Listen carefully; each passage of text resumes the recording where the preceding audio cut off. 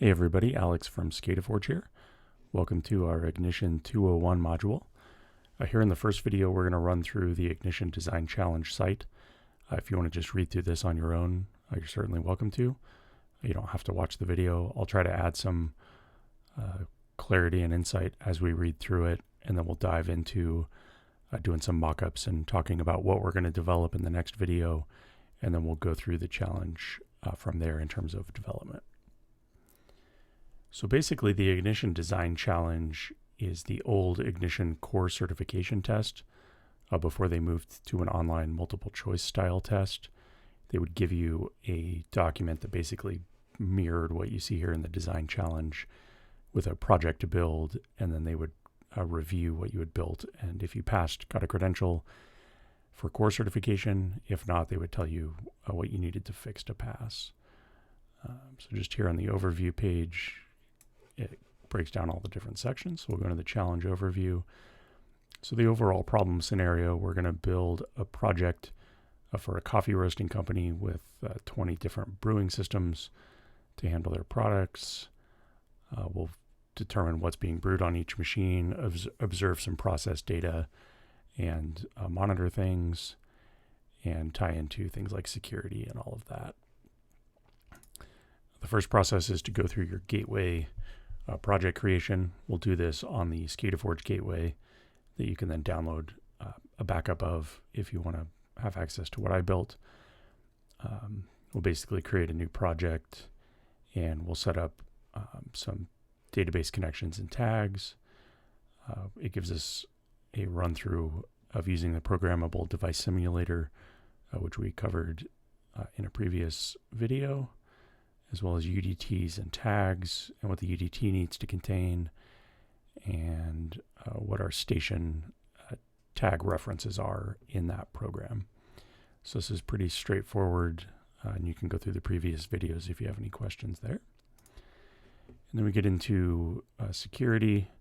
So we'll use the default Ignition user source, create some users with various roles and email addresses, and then we'll set up some alarms on the UDT. That's pretty straightforward.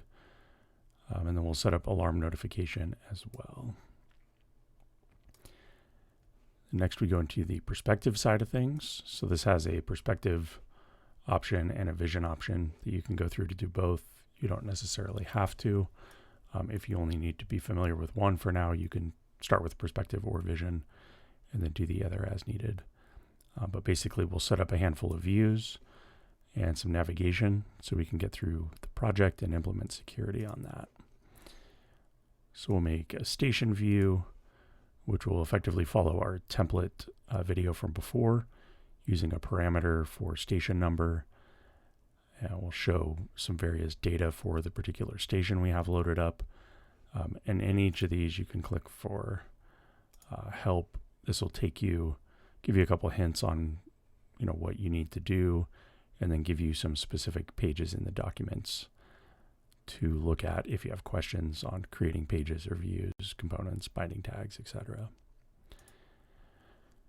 Then we'll do an overview view that will show all of the station views. And in this case, we'll use embedded views to do that based on the station view that we created. So we'll create a station view template, pop that into the overview view, and set parameters accordingly. Then we'll set up a parameterized pop-up view, which we also covered previously.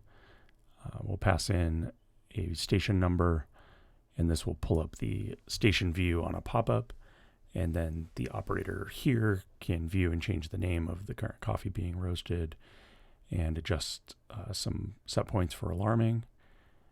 And we'll basically pop this up by clicking on a station instance on the overview. And then we'll add a power chart so we can look at some trending on the pop-up and show some alarm status as well. And then we'll tie into security, so only users with the roaster role are allowed to change the brewing machine status, and you have to log into the session to access the overview view, which would also mean you have to log in to access any of the other sub-views.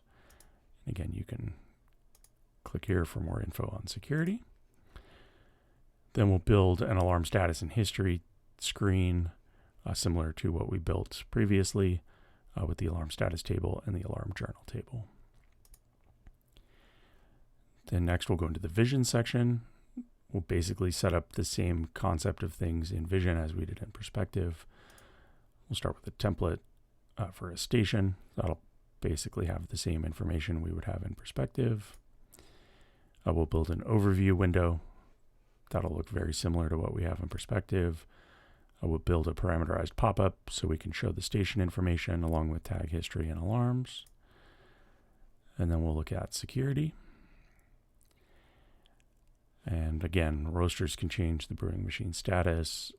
And then the vision side, since you can modify users and roles using a vision component, we'll do that in the vision project. On the perspective side, you don't have that capability. You do that all through the gateway. So you don't have that criteria for user management in perspective. And then we'll do an alarm status and history screen. And then we'll get into reporting. We have not touched on this in a previous video yet. This can be a little bit more complex than anything in terms of developing vision windows or perspective views. But we'll cover how to do that in the development video for this.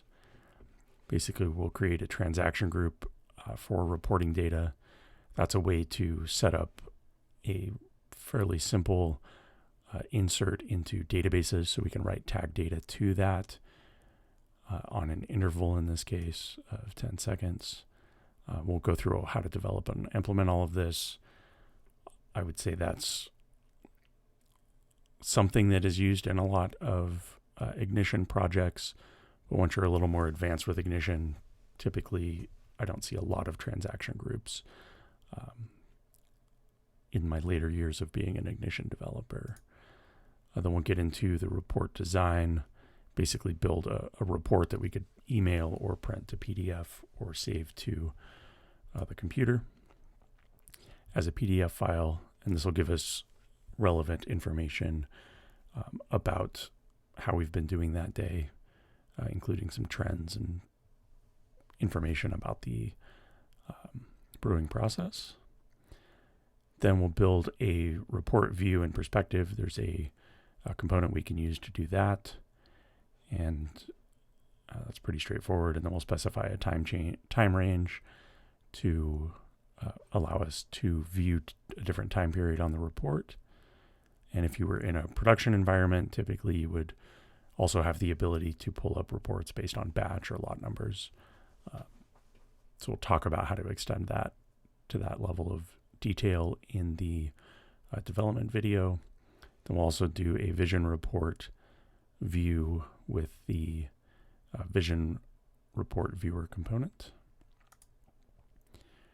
And then there's a self-assessment guide at the end, since you don't have the check for the certification with inductive automation like you did on the core certification. So basically you're just, going through to verify that you have all of these things set up. We'll run through this at the end of development just to make sure we have everything that we need. Go from there. And that's everything for the Ignition Design Challenge. So next we'll dive into what all of this is going to look like in terms of mock-ups. And then from there we will venture into developing each of the prompts so that we can go through and build a complete Ignition Design Challenge project. Thank you for watching.